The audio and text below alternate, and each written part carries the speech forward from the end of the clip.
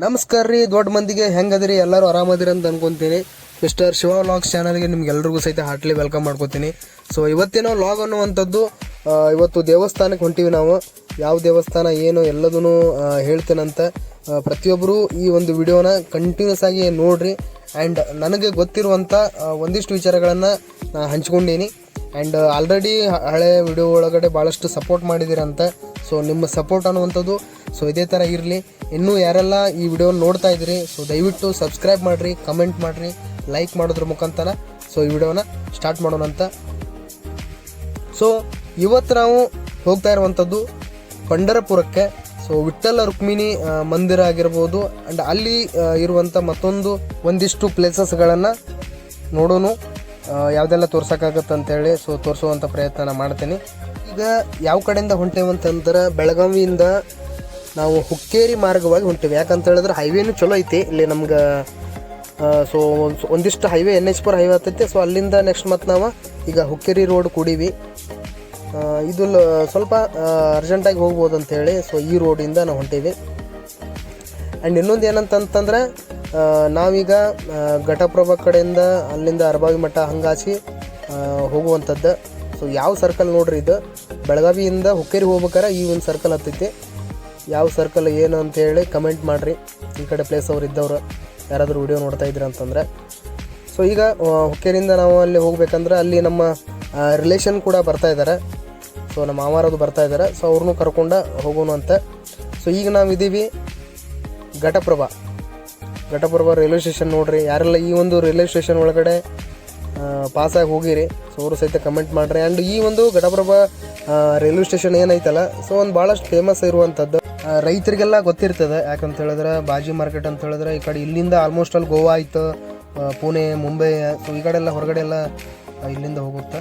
So ಈಗ ನಾವು ಬಂದೀವಿ, ಲೇಟ್ ಆಯ್ತು ಅಲ್ಲಿ ನಮ್ಮ ರಿಲೇಷನ್ ಎಲ್ಲರನ್ನೂ ಕರ್ಕೊಂಡು ಬರೋಷ್ಟೊತ್ತಿಗೆ. ಆ್ಯಂಡ್ ಸೊ ಜಾಸ್ತಿ ದಾರಿದನ ವಿಡಿಯೋ ಮಾಡಿ ತೋರಿಸೋದು ಸರಿಯಲ್ಲ ಅಂತೇಳಿ ಜಾಸ್ತಿ ನಿಮ್ಗೆ ತೋರ್ಸೋಕೆ ಹೋಗಿಲ್ಲ ಎಲ್ಲ ಪ್ಲೇಸಸ್ನು ಸಹಿತ. ಈಗ ಹತ್ತನೇದಾಗದೇನು ಅವ ಈಗ ಹತ್ತನೇ ಒಳಗಡೆ ನಮ್ದು ಆಲ್ರೆಡಿ ನಿಮ್ಗೆ ಗೊತ್ತಿರುವಂಗೆ CNG ಕಾರ್ ಐತೆ ನಂದು.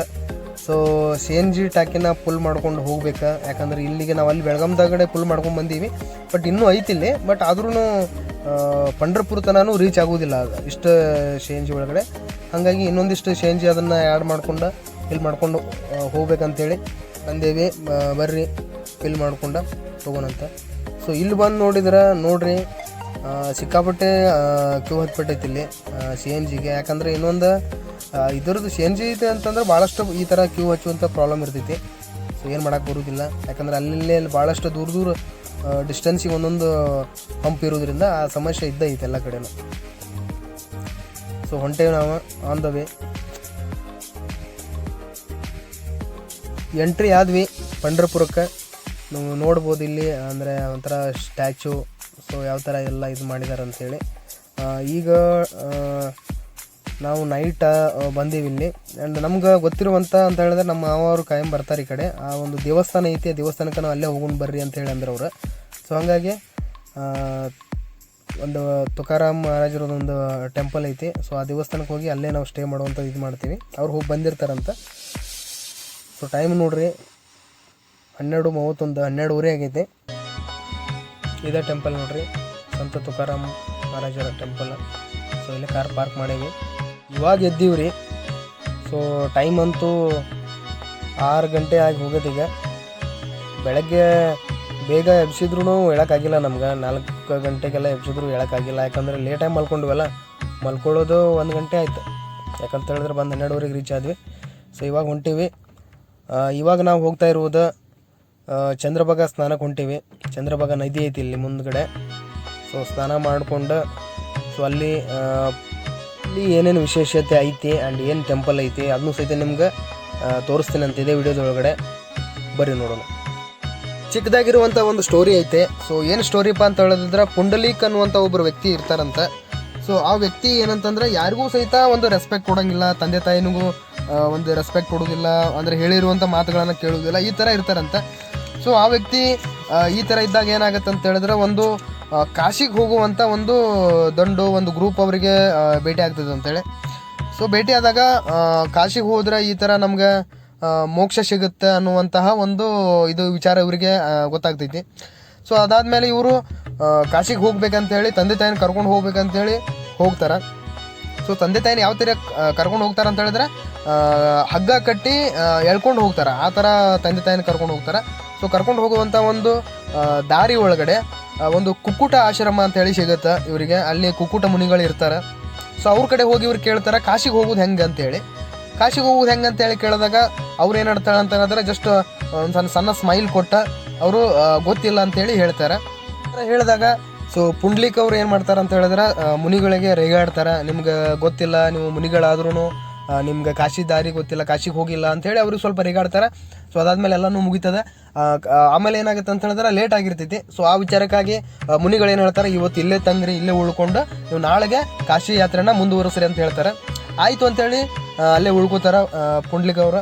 ಸೊ ಅದಾದ್ಮೇಲೆ ಏನಾಗುತ್ತೆ ಅಂತ ಹೇಳಿದ್ರೆ ಬೆಳಗ್ಗೆ ಎದ್ದು ಒಂದು ಹೆಣ್ಮಕ್ಳು ಅಲ್ಲಿ ಏನು ಮಾಡ್ತಾರೆ ಅಂತ ಹೇಳಿದ್ರೆ ನೀರು ಗೊಜ್ಜುವಂಥದ್ದು, ಆಮೇಲೆ ರಂಗೋಲಿ ಹಾಕುವುದು, ಅಲ್ಲಿ ಕ್ಲೀನ್ ಮಾಡೋದು, ಈ ಥರ ಎಲ್ಲ ಕೆಲಸ ಮಾಡ್ತಾ ಇರ್ತಾರೆ ಬೆಳಗ್ಗೆ. ಸೊ ಅವಾಗ ಇವ್ರು ಯಾರು ಅಂತೇಳಿ ಕೇಳಿದಾಗ ಅಲ್ಲಿ ಗೊತ್ತಾಗುವಂಥ ವಿಚಾರ ಏನಂತ ಹೇಳಿದ್ರೆ ಗಂಗಾ, ಯಮುನಾ, ಸರಸ್ವತಿ. ಸೊ 3 ಮಹಾನ್ ನದಿಗಳನ್ನೇ ಸೊ ದೇವತೆಗಳು ಬಂದು ಇಲ್ಲಿ ಸೇವೆ ಮಾಡ್ತಾ ಇದ್ದಾರೆ ಮುನಿಗಳ ಕಡೆ ಅಂತ ಹೇಳಿದ್ರೆ ಮುನಿಗಳ ಶಕ್ತಿ ಎಷ್ಟು ಅಪಾರವಾದದ್ದು ಅನ್ನುವಂಥದ್ದು ಅವರಿಗೆ ಅರಿವಾಗ್ತದೆ. ಏನಂತ ಕೇಳಿದ್ರೆ ಸೊ ತಂದೆ ತಾಯಿನ ಸೇವೆ ಮಾಡ್ತಾ ಇರ್ತಾರೆ ಮುನಿಗಳು, ಭಾಳ ಚೆನ್ನಾಗಿ ನೋಡ್ಕೊಂಡಿರ್ತಾರೆ ಅವ್ರ ತಂದೆ ತಾಯಿನ. ಸೊ ಇದು ಅಂದ್ರೆ ನಾವು ಒಳ್ಳೆ ಮಾತಾಡೋದು, ಒಳ್ಳೆ ಕೆಲಸ ಮಾಡೋದ್ರಿಂದ ಸೊ ನಾವು ಇರುವಲ್ಲೇ ಕಾಶಿ ಫಲನ ಪಡ್ಕೋಬೋದು ಅಂತೇಳಿ ಪುಂಡ್ಲಿಕ್ ಅವ್ರಿಗೆ ಗೊತ್ತಾಗುತ್ತೆ. ಸೊ ಅದಾದಮೇಲೆ ಪಂಢರಪುರಕ್ಕೆ ಬರ್ತಾರೆ. ಸೊ ತಂದೆ ತಾಯಿನ ಭಾಳ ಅಂದರೆ ಭಾಳ ಚೆನ್ನಾಗಿ ಸೇವೆ ಮಾಡೋಕ್ಕೆ ಸ್ಟಾರ್ಟ್ ಮಾಡ್ತಾರೆ. ಸೊ ಅದ್ರ ಜೊತೆಗೆ ಏನು ಮಾಡ್ತಾರೆ ಅಂತ ಹೇಳಿದ್ರೆ ಕೃಷ್ಣನ ಧ್ಯಾನ ಮಾಡ್ತಾರೆ. ಸೊ ಕೃಷ್ಣನ ಧ್ಯಾನ ಮಾಡ್ತಾ ಇರಬೇಕಾದ್ರೆ ಸೊ ಇದೆಲ್ಲನೂ ಸಹಿತ ಭಗವಂತನಿಗೆ ಗೊತ್ತಾಗುತ್ತೆ. ಸೊ ಸಾಕ್ಷಾತ್ ಭಗವಂತನೇ ಸೊ ಒಂದಿನ ಏನಾಗುತ್ತೆ ಅಂತ ಹೇಳಿದ್ರೆ ದ್ವಾರಕೆಯಿಂದ ಪಂಢರಪುರಿಗೆ ಬರ್ತಾರೆ. ಸೊ ಅದಾದಮೇಲೆ ಬಂದು ಕರೀತಾರೆ ಪುಂಡ್ಲಿಕ ಅಂತ ಕರೀತಾರೆ. ಪುಂಡ್ಲಿಕ ಏನಂತ ಹೇಳಿದ್ರೆ ಸೊ ಹೋಗೋದಿಲ್ಲ ಹೊರಗಡೆ.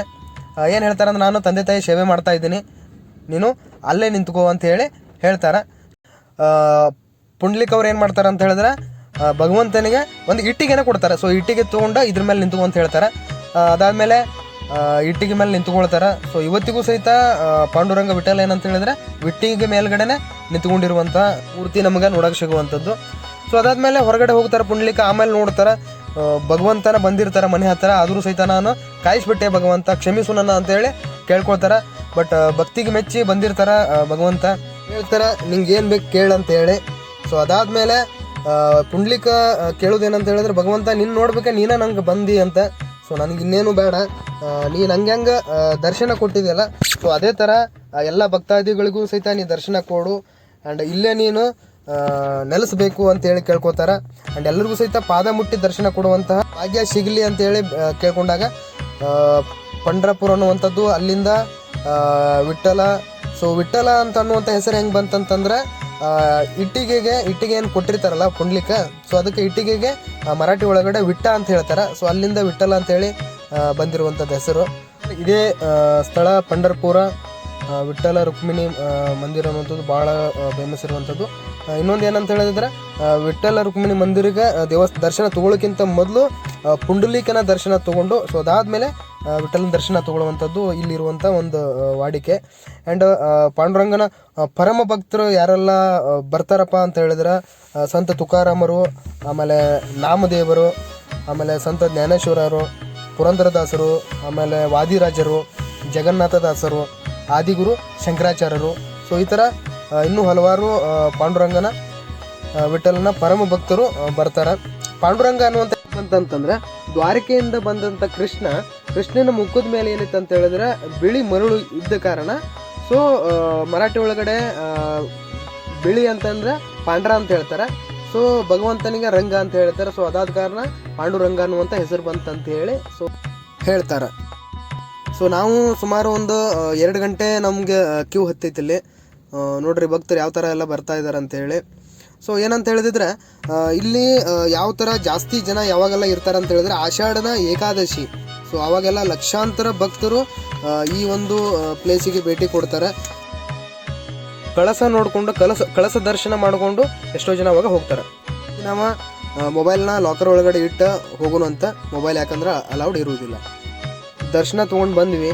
ಸೊ ಒಳಗಡೆ ಹೋದ್ರೆ ಅದೊಂದು ವೈಬ್ರೇಷನ್. ಸೊ ಹೋಗಿ ಬಂದ್ರೆ ಅದು ಗೊತ್ತಾಗುವಂಥದ್ದು. ಸೊ ವಿಠ್ಠಲ ಮತ್ತು ರುಕ್ಮಿಣಿ ಅಕ್ಕಪಕ್ಕದಲ್ಲೇ ಇರುವಂಥ ದೇವಸ್ಥಾನ ಎರಡೂ ಸಹಿತ ಅಂತೂ ತುಂಬ ಚೆನ್ನಾಗಾಯಿತು. ಯಾಕಂತ ಹೇಳಿದ್ರೆ ಭಗವಂತನ ಪಾದ ಮುಟ್ಟಿ ನಮಸ್ಕಾರ ಮಾಡುವ ಅವಕಾಶ ಆಯ್ತಲ್ಲ. ಸೊ ಅದೆಲ್ಲೂ ಸಹಿತ ಹೊರಗಡೆ ಬೇರೆ ಸಿಗುವುದಿಲ್ಲ.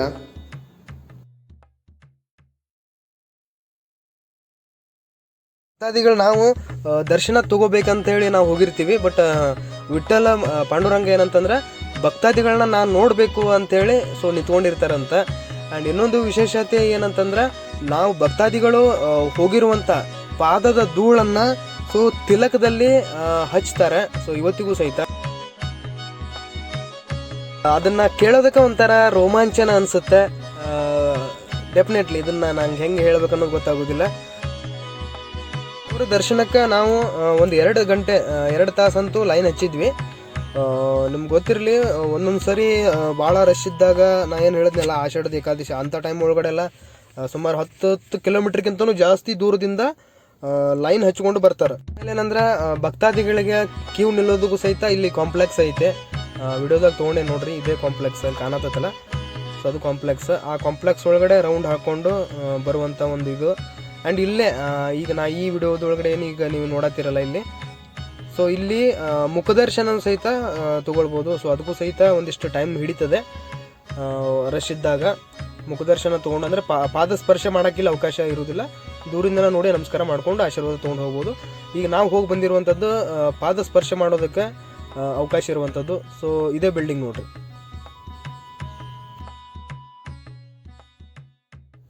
ಇಲ್ಲಿ ಇದೇನು ನೋಡಾತಿರಲ್ಲ ನೀವು, ಸೊ ಇದು ಮುಖದರ್ಶನಕ್ಕೆ ಇರುವಂಥದ್ದು.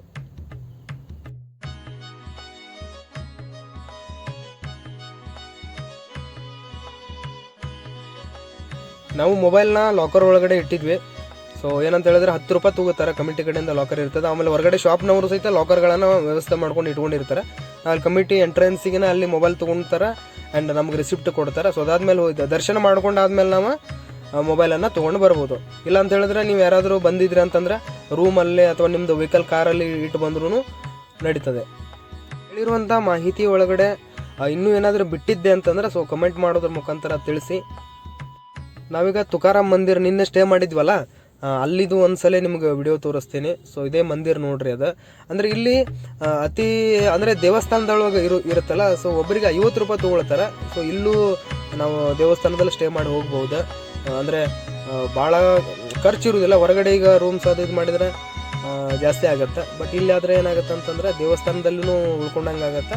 ಆ್ಯಂಡ್ ಮೇಲ್ಗಡೆ ನೀವು ರೂಮ್ ಬೇಕಾದ್ರೆ ರೂಮ್ಗಳನ್ನು ತೊಗೊಳ್ಬೋದು. ಇಲ್ಲಪ್ಪ ನಾವು ಇಲ್ಲೇ ಇದು ಮಾಡ್ತೇವೆ ಅಂದ್ರೆ ದೇವಸ್ಥಾನದಲ್ಲೇ ಹಾಲ್ದಲ್ಲೇ ನಾವು ರೆಸ್ಟ್ ಮಾಡ್ತೇವೆ ಅಂದ್ರೆ ಅಲ್ಲೂ ಮಾಡ್ಬೋದು. ನೀವು ಹಾಸಿಗೆದು ಏನಾದ್ರೆ ತಂದರೆ ಬೆಸ್ಟ್. ನಾವು ಹಾಸಿಗೆ ಎಲ್ಲ ನಾವು ತೊಗೊಂಡು ಬಂದಿದ್ವಿ, ಹಾಗಾಗಿ ಮೇಲ್ಗಡೆ ಎಲ್ಲ ರೂಮ್ಗಳು ಸಹಿತ ಸಿಗ್ತವೆ. ಇಷ್ಟೊತ್ತರ ನಿಮ್ಮ ಟೈಮ್ ಕೊಟ್ಟು ಈ ವಿಡಿಯೋನ ನೋಡಿದ್ದಕ್ಕೆ thank you so much. And ಅದೇ ರೀತಿ ಲೈಕ್, ಕಮೆಂಟ್, ಸಬ್ಸ್ಕ್ರೈಬ್ನ ಮಾಡಿ ಅಂತ ಹೇಳ್ತಾ ಸೊ ಮುಂದಿನ ವಿಡಿಯೋದಲ್ಲಿ ಸೊ ಇದೆಲ್ಲದು ಸಹಿತ ಇರುತ್ತೆ. Thank you so much.